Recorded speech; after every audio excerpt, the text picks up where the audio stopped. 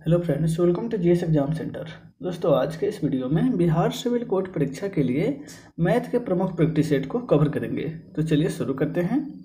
आज का पहला प्रश्न है, 4 अंकों की बड़ी से बड़ी संख्या कौन सी है जिसमें 3, 5, 7, 9 से भाग देने पर क्रमशः 1, 3, 5, 7 शेष बचे। तो यहाँ पे देखिएगा, 4 अंकों की बड़ी से बड़ी संख्या जो है, 4 अंकों की बड़ी से बड़ी संख्या 9999 होता है, 9999।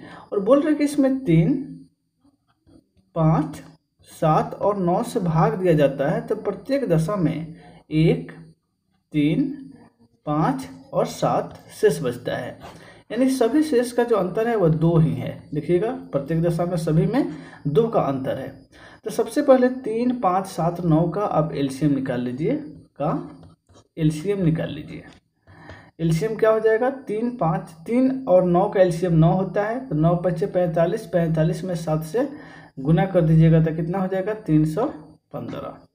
यानी कि 3, 5, 7, 9 का लघुत्तम समापवर्तक जो है वह 315 हो गया। अब 315 से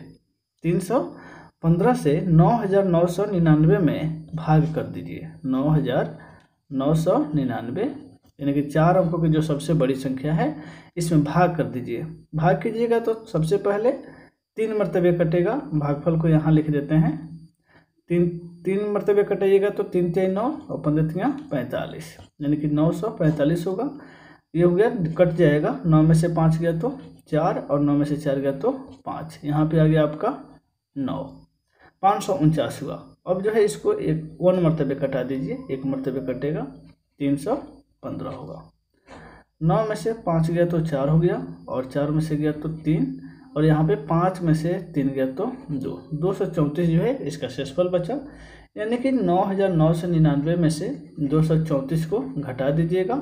क्या हो जाएगा? 9 में से 4 गया तो 5, और यहाँ पे 9 में से 3 गया तो 6, 9 में से 2 गया तो 7, और 9 का 9, 9765। यानी कि 9765 यह ऐसी संख्या है जो 3, 5, 7, 9 से भाग दिया जाएगा तो पूर्ण रूप से कट जाएगा। लेकिन आपको ज्ञात करना है कि प्रत्येक दशा में 1, 3, 5, 7 शेष बचना चाहिए।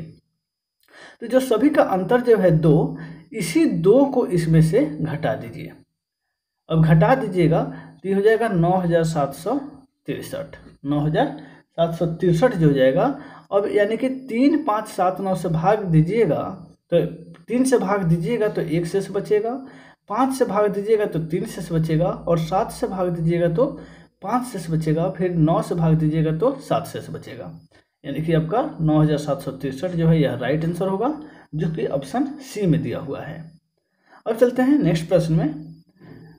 25, 79 स्टार और 84, 84 को पूर्णतः 11 से विभाजित किया जाता है। तो यहाँ पे स्टार जो खाली बॉक्स वो रखा हुआ है उसके स्थान पर कौन सी संख्या आएगा? देखिए, संख्या दिया गया है 25, 79 और यहाँ पे एक स्टार बनाया गया है। ठीक है, उसके बाद जो है 84 दिया हुआ है। अब इसको डिवाइड करना है कितना से? 11 से। तो ऑप्शन में जो ऑप्शन दिए गए हैं, ऑप्शन में जो संख्या दिया गया है 7, 8, 5 और 9, इसी संख्या में से कोई एक संख्या स्टार की जगह पर रखेंगे और 11 से उसमें भाग देंगे। यदि वो संख्या पूर्ण रूप से कट जाती है तो वही संख्या आपका आंसर हो जाएगा। नहीं, वो संख्या जहाँ रखने पर यदि पूर्ण रूप से यह संख्या पूरा कट जाएगा तो वो ऑप्शन में जो दिया रहेगा वो संख्या आंसर हो जाएगा। तो देखिए, यहाँ पे जो है 25, 79 और स्टार की जगह पर ऑप्शन के अनुसार हम 9 रख लेते हैं। उसके बाद 84 है। अब इसको कटा दीजिएगा तो 11 दूना 22 हो गया। इसी कट गया, 5 में से 2 गया तो हो गया 3, और यहाँ पे हो गया 7। 11 × 3 = 33, 7 में से 3 गया तो क्या बचा? 4, और ऊपर से आ जाएगा 9। 11 × 4 = 44, 9 में से 4 गया तो ये हो जाएगा 5, ऊपर से फिर एक और 9 आ जाएगा जो हमने रखा था, और यहाँ पे 11 × 5 = 55, 9 में से 5 गया तो ये हो गया 4, और फिर उसके बाद आ जाएगा 8, फिर 11 × 4 = 44,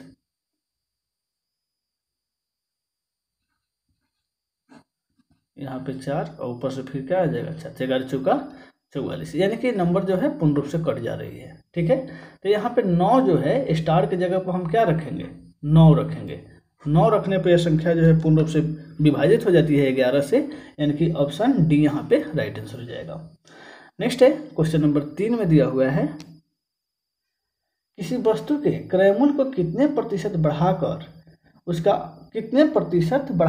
अंकित मूल्य किया जाए कि ग्राहक को 5% के कटौती देने पर भी 33% का लाभ प्राप्त हो। अब देखिए, किसी वस्तु को अंकित मूल्य को कितना प्रतिशत बढ़ा दिया जाए, यही आपको ज्ञात करना है। कितना प्रतिशत बढ़ा दिया जाए कि ग्राहक को यदि 5% की कटौती भी किया जाता है तो 33% की लाभ प्राप्त हो। तो मान के चलिए कि अंकित मूल्य को x% बढ़ा दीजिए, x%।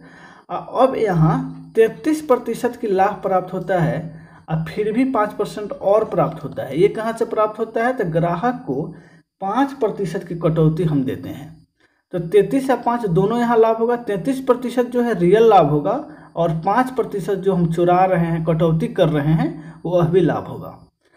अब इसके बटा में जो है इसको हम लिख देंगे कितना, 100 देना चाहिए। कुल टोटल जो 100% पर निकाला जाता है, तो 100% में से कटौती वाले भाग को घटाकर इसको परसेंटेज में बदलने के लिए 100 से गुना कर दीजिए। ठीक है, तो ये हो गया 33 से 5 38, यहाँ पे हो जाएगा 100 में से 5 गया तो 95 और गुना में 100। अब देखिए, ये हो गया 19 25 95, ये हो गया 20 25 100। ये 19 दूना 38, 2 मरतबे कट गया, यानी कि हम 40% यदि अंकित मूल्य को बढ़ा देंगे तब हमको 33% के लाभ होगा। यदि 5% की कटौती भी देंगे तो अंकित मूल्य को कितना बढ़ाना पड़ेगा, 40%, जो कि ऑप्शन ए में है। तो ऑप्शन ए यहाँ पे राइट आंसर होगा। अब चलते हैं नेक्स्ट प्रश्न में, क्वेश्चन नंबर 4। क्वेश्चन नंबर 4 में दिया हुआ है कि एक निश्चित अवधि में एक घोड़ा और एक शिकारी कुत्ता 30 मीटर और 50 मीटर दौड़ता है। देखिए, एक निश्चित अवधि में कोई घोड़ा जो है वह 30 मीटर दौड़ता है। 30 मीटर कौन दौड़ता है? घोड़ा दौड़ता है। और एक शिकारी कुत्ता जो है वह 50 मीटर दौड़ता है। कौन दौड़ता है? कुत्ता दौड़ता है, यानी कि घोड़ा से कुत्ता जो है ज़्यादा तेज दौड़ता है। ठीक है, तो अब यहाँ पे बोल रहा है कि यदि 3 घंटे में शिकारी कुत्ता 9250 मीटर दौड़ता है 3 घंटे में, तो यहाँ पे इसका रेशियो 3/5 है। इसको रेशियो में बदल लीजिए, 30/5 यानी 50, और गुना में शिकारी कुत्ता दौड़ता है 9250, तो आपको ये घोड़ा का निकल जाएगा।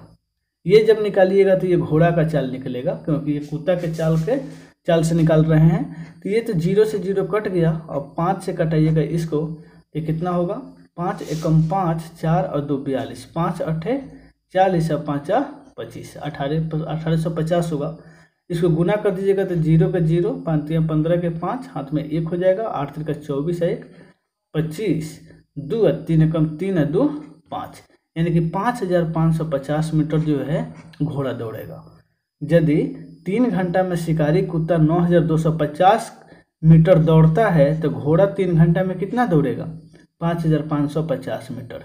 क्योंकि कोई एक निश्चित समय में घोड़ा 30 मीटर दौड़ता है तो शिकारी कुत्ता कितना दौड़ जाता है, 50 मीटर दौड़ जाता है, क्योंकि दोनों के अनुपात कितना है, 30 और 50, यानी 3:5 का अनुपात है।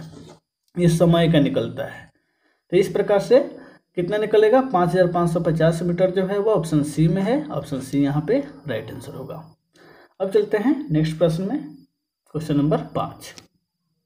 कोई धनराशि 3.1/2 वर्षों में 950 रुपया तथा 6.1/4 वर्षों में 1148 रुपया हो जाती है, तो वह धनराशि क्या होगा। तो सबसे पहले देखिए कि 3.1/2 वर्षों में जो है वह राशि 950 रुपया हो जाती है, यानी कि 3 × 6 = 7/2 वर्षों में कितना हो जाती है, 950 रुपया हो जाती है। और 6.1/4 वर्षों में 6.1/4 वर्षों में जो है वह हो जाती है 1148 रुपया, यानी कि 25/4 वर्षों में। तो इसको अंतर 6 × 24 = 25, 25/4 और -7/2, और यहाँ पे यह राशि है 1148 माइनस 950, यानी कि सबसे पहले दोनों वर्षों में अंतर ज्ञात कर लीजिए। तो यहाँ 4 2 का एलसीएम हो जाएगा 4, ये हो जाएगा 25 और माइनस 2 दूना 4 तो 7 दूना 14, यानी कि ये हो गया आपको 8 का 8, 14 में से 5 गया तो 9 और 10 में से 9 गया तो 198, और यहाँ पे हो जाएगा आपको 11/4 198। 11/4 वर्ष में 198 रुपया यह राशि हो जाती है 11/4 वर्ष में। तो अब आपको एक वर्ष में ज्ञात करना है, एक वर्ष में यह राशि जो है कितना होगा। तो एक वर्ष में ज्ञात करने के लिए 198 गुना में 4 और बटा में 11 होगा। इसको जब ट्रांसफ़र कीजिएगा तो बटा में जो 4 है यह गुना में हो जाएगा और 11 जो है वो बटा में हो जाएगा। 11 एकम 11 और 11 8 88, ये होगा, यानी कि 18 चौका 72। नेक्स्ट पेज पर चलते हैं। एक वर्ष में जो यह राशि है, एक वर्ष में कितना निकला है 72 रुपया निकला है। एक वर्ष में 72 रुपये उस राशि में से ब्याज निकला है।